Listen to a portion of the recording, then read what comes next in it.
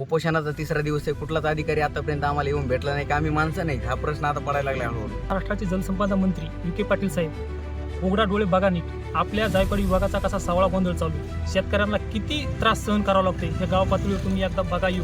ते पाण्यापासून सर्व शेतकरी आता मरण्याच्या काठाला बसलेले.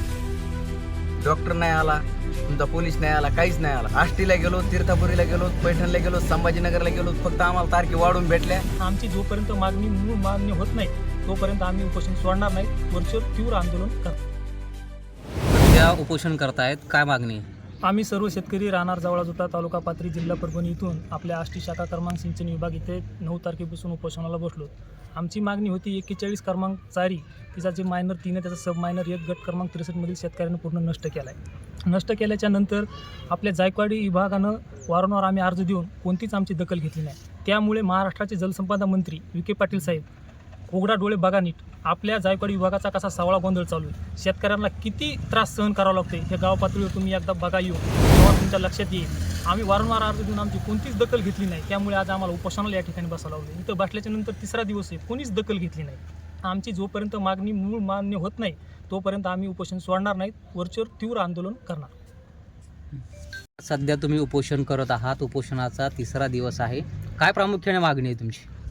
आमचा 41 वरील जो सबमायनर मोडलेला आहे तो सबमायनर दुरुस्त करणे. आम्ही सातत्यानं 3 वर्षे यांना कागदपत्री व्यवहार करून कुठल्याही प्रकारची यांनी दखल घेतलेली नाही. आज उद्या करत त्यांनी आतापर्यंत इथपर्यंत लांबवत आणलेले. आमची मुख्य मागणी आमचा मूळ सबमायनर मूळ जागेवर पाहिजे. खोदकाम करून चालणार नाही. 2-2.5 एकर जमीन खाली वंचित आहे पाण्यापासून. सर्व शेतकरी आता मरण्याच्या काठाला बसलेले. उपोषणाचा तिसरा दिवस आहे. कुठलाच अधिकारी आतापर्यंत आम्हाला येऊन भेटला नाही की आम्ही माणसं नाही. हा प्रश्न आता पडायला लागला हळूहळू.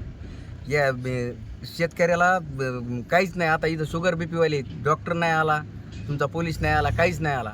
आणि आम्हाला या कामाच्या बाबतीमध्ये आष्टीला गेलो, तीर्थापुरीला गेलो, पैठणला गेलो, संभाजीनगरला गेलो, फक्त आम्हाला तारखे वाढून भेटल्या. स्पॉटला त्यांनी JCB आणलेली. स्पॉटला JCB आणून सुद्धा आमचं कुठल्या प्रकारचं काम केलेलं. स्पॉटला मग माझं म्हणणं आहे, स्पॉटला तुम्ही JCB आणली होती, तुमचे पोलीस प्रोटेक्शन तुमच्यासोबत होतं, सगळ्या गोष्टी असताना तुम्ही दांड का केला नाही याचं उत्तर द्यावं. आमचा मायनर मूळ जागेवर घ्यावा. आम्ही ही उपोषण मागे घेणार नाही त्याच्याशिवाय. आणि काम केलेली फोटो आम्हाला आणून दाखवा, नाही तर आमचं आंदोलन अजून तीव्र होत राहील.